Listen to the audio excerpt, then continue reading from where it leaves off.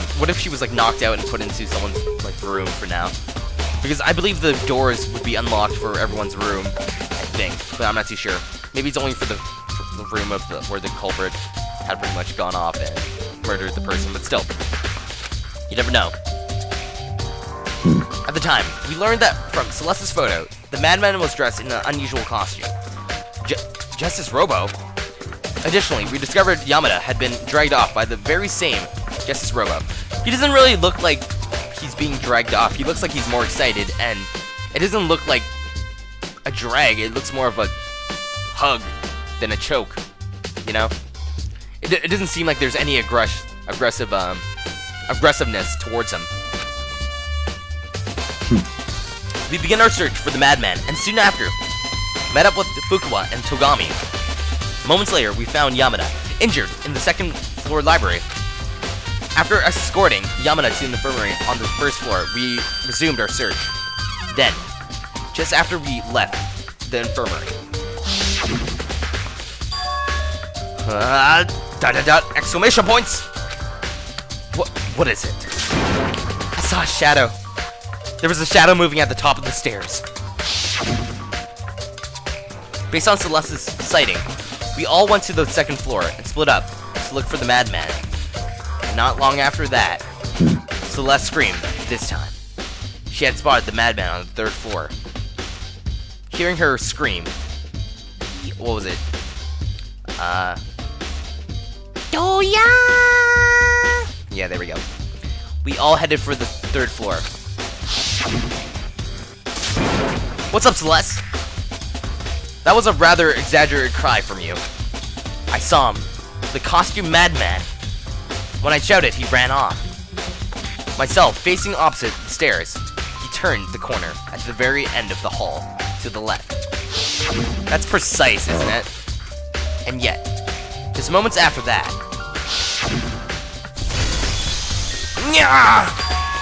Huh? What? It came from downstairs, which means that scream was Yamada in the infirmary? Crap, let's hurry back. So we split up into two groups. Celeste, Asahina, and I returned to the infirmary. And you, Togami, and Fukuwa went after the madman on the third floor. There, in the infirmary, we discovered Yamada's dead body. At the time, I heard the corpse discovery announcement. I left Celeste and Asahina behind and returned to the third floor to report the bad news. However, at the same time, we had just found Ishimaru's corpse in the physics prep room. Yamada and Ishimaru's corpses were likely discovered at nearly the same time. I too heard the corpse discovery announcement immediately after we found Ishimaru's body. See!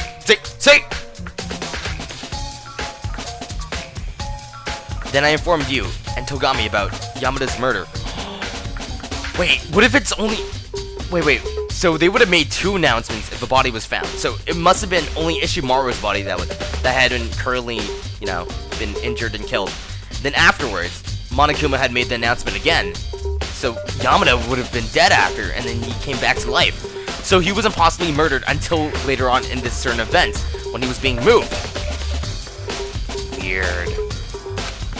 So you, me, and Togami then headed for the infirmary together, leaving Fukuwa, who had passed out behind.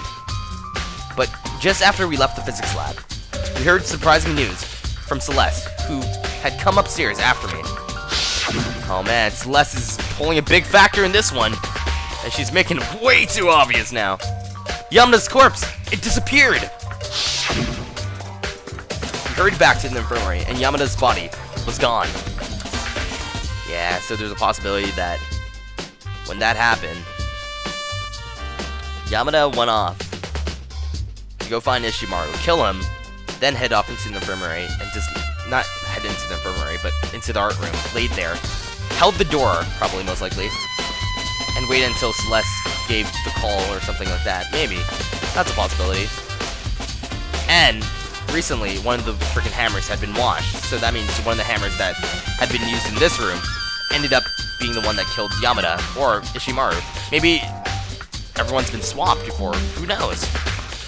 After that, remembering we had forgotten about Fukuwa, we all returned to the prep room. Did it? Really? Is this some sort of dream? This time, it was Ishimaru's corpse that had disappeared.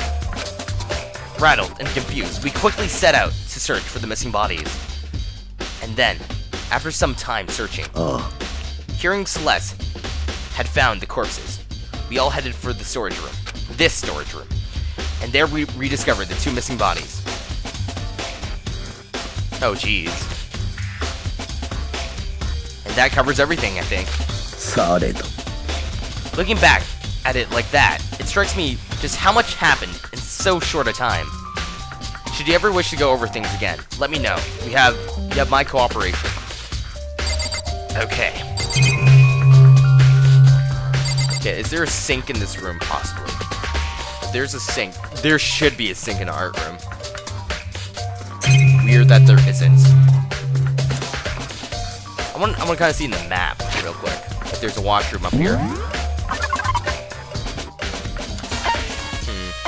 Art room.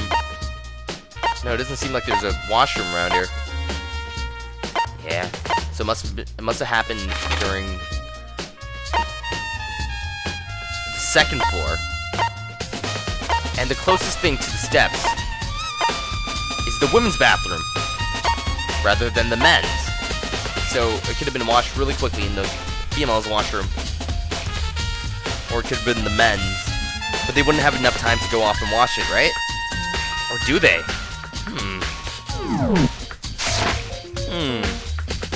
Perplexing ideas. Off to Yamada's body. Yamada's huge, cold body is sprawled on the floor. Man, he really is big. So big, in fact, that I wonder how the culprit ever managed to move him. I mean, his body was found in the infirmary on the 1st floor, and this is the 3rd floor. So just how the heck could he have moved Yamada from the 1st floor to the 3rd? And without noticing, for that matter. Nope, nothing's coming to me. Anyway, I'll hold off on thinking about that until later, and focus on examining his body for now. The cause of death was indeed blunt force trauma to the head, and the Justice Hammer number 3, I saw in the infirmary was most likely used to do it. Wait, hold on a second. Something's wrong with this body. But, just, what is it? Something's different. Something about when I saw his body in the infirmary, and the body I'm looking at now. Oh yeah, his glasses! When I saw Yamada's corpse in the infirmary, his glasses were definitely covered in blood. But now they're clean. Which means someone wiped Yamada's glasses? But who and why? Well, you kind of, have to clean your glasses to be able to see.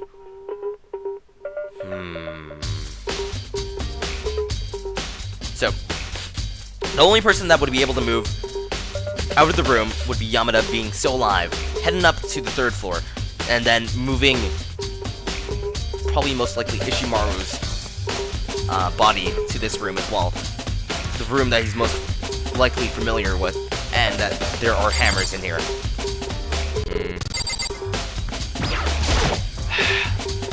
It's Ishimaru. He's completely still.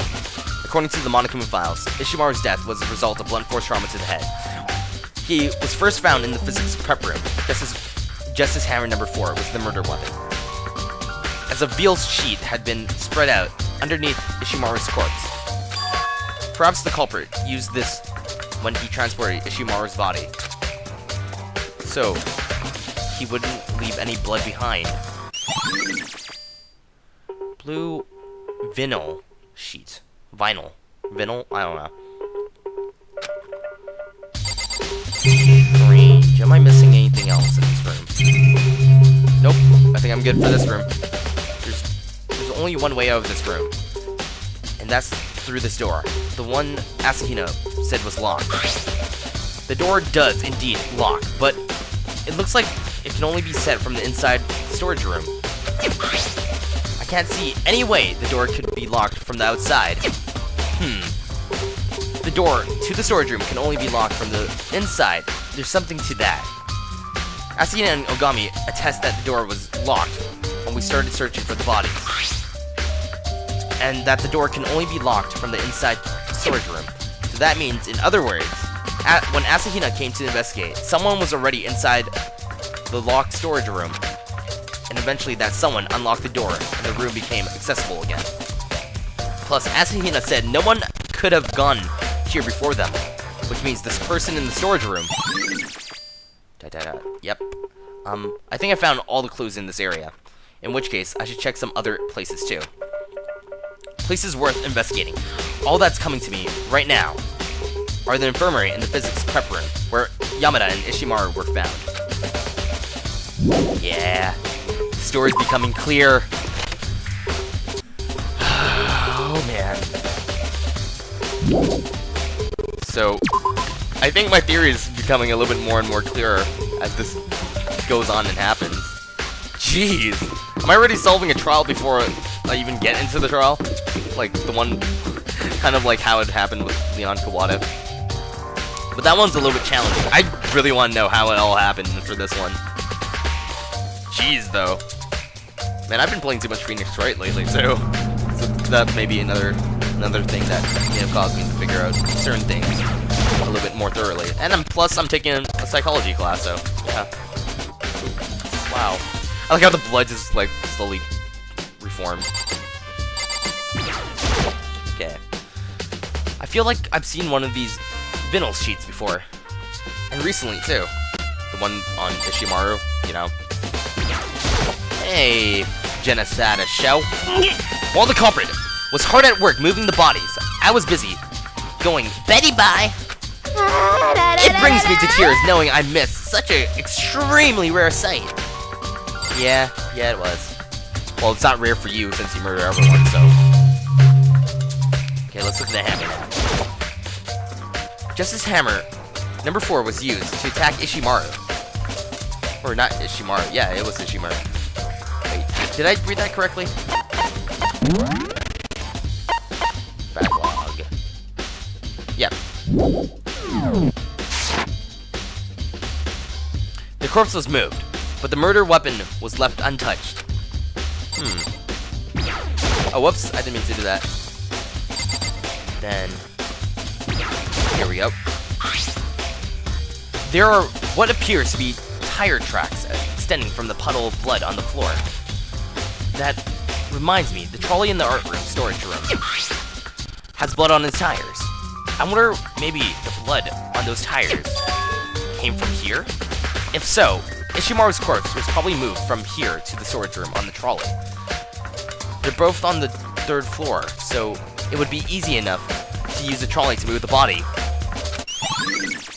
So, the whole vinyl sheet was to place him on there when he was knocked out onto the freaking cart and such, so his blood wouldn't drip and head off to the art room. Maybe. It could be for another reason too. Who knows? Loaded prep room bloodstain into your Electro ID. And even if it was possible to move Ishimaru's corpse with the trolley, it doesn't answer the question about how Yamada's corpse was moved. Yamada was on the 1st floor in the infirmary. There's no way you could possibly use the trolley to transport him to the 3rd floor too. It's a mystery. Bitch please, Naegi, use your brain. It's pretty obvious what happened. Yamada's a lapdog. And it all played out. It's all playing out right now, man. It's doing it. Let's go! Off to see the next room, which is the infirmary. Seems like I'm going to probably have to go down over here. And see what's happening over here in the haps. This is not the infirmary room. The infirmary room is downstairs, so let's go over here. Thank you. Whoa! Let's move on into the infirmary room, which is right here. And it's pretty close to the stairs, which are really close to each other. So it's possible that Yamada did move on his own. But another thing I want to go check off and see is that there's actually a little sink here, which there is not. And Celeste is the only one in the infirmary room. So it kind of makes me a little bit suspicious in a sense.